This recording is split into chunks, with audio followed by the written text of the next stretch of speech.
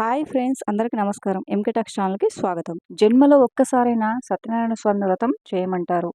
పెళ్ళైన వెంటనే సత్యనారాయణ స్వామి వ్రతం ఎందుకు చేయమంటారో ఈ వీడియోలో తెలుసుకుందాం. సత్యనారాయణ స్వామి వ్రతాన్ని ప్రతి ఇంట్లో విధిగా ఆచరించడం ఆనవాయితీ. పెళ్ళైన మరుసటి రోజు ఇంటికి వచ్చిన కొత్త దంపతులతో ఖచ్చితంగా ఈ వ్రతాన్ని ఆచరింపజేస్తారు. గృహప్రవేశానికి ఇతరములైన శుభకార్యాలు చేసుకున్న, ప్రత్యేకించి కార్తీక మాసంలోనూ ఖచ్చితంగా సత్యనారాయణ స్వామి వ్రతాన్ని విధిగా ఆచరించడం మన అందరికీ అలవాటు. సత్యనారాయణ స్వామి వ్రతం అనే వరం మనకి నారదుని పుణ్యమాని సంప్రాప్తినిచ్చింది. ఆయన్ని కలహ భోజనుడని తిట్టుకుంటాం. కానీ లోకోపకారం కోసం ఆయన అందించినవన్నీ వరాలు, వ్రతాలు మరే మహర్షి అందించలేదేమో. అందుకే ఆయన దేవర్షి స్థానాన్ని పొందారు కావచ్చు. ఈ వ్రతాన్ని ఆచరించడం ద్వారా కలియుగంలో దుఃఖాలు తొలగిపోయి సకల సంపదలు సంప్రాప్తిస్తాయని, సంతానం కలుగుతుందని, సకల సౌభాగ్యాలు వృద్ధి చెందుతాయని స్వయంగా నారాయణుడి నారదునికి చెప్పారు.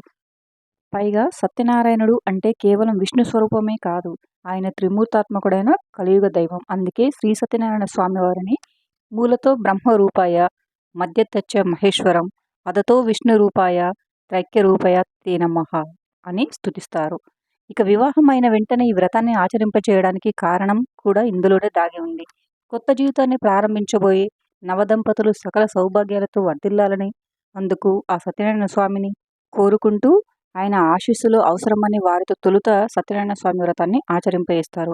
ఇంకా గర్భధారణకి ముందర ఈ వ్రతాన్ని దంపతులు ఆచరించడం వలన వారు సత్సంతానాన్ని పొందుతారని విశ్వసిస్తారు.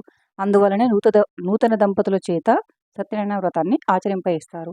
సాధారణంగా ఎప్పుడైనా కూడా ఈ సత్యనారాయణ స్వామి వ్రతాన్ని ఆచరించుకోవాలి అనుకుంటే ఒక మంచి రోజు చూసి బంధుమిత్రులను పిలిచి పంచభక్ష పరమన్నాలు చేసి పూలు ఫలము భగవంతునికి సమర్పించి భక్తి శ్రద్ధలతో పూజ జరిపి బ్రాహ్మణులకు దక్షిణ తంబూలాలు ఇచ్చి బంధుమిత్రులకు విందు భోజనాలు పెట్టి ప్రసాదము తాను తిని ఇతరులకు పెట్టాలి.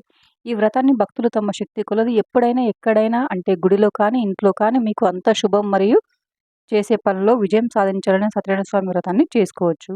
ముఖ్యంగా కార్తీక మాసం, మాఘమాసం, పౌర్ణమి రోజున ఈ వ్రతాన్ని చేస్తే పుణ్యఫలంతో పాటు కోరిన కోరికలు కూడా నెరవేరుతాయి.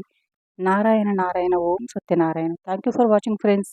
ఈ వీడియో కనుక మీకు నచ్చినట్లయితే వీడియోని లైక్ చేసి మరిన్ని వీడియోస్ కోసం మా ఛానల్ని సబ్స్క్రైబ్ చేసుకోండి.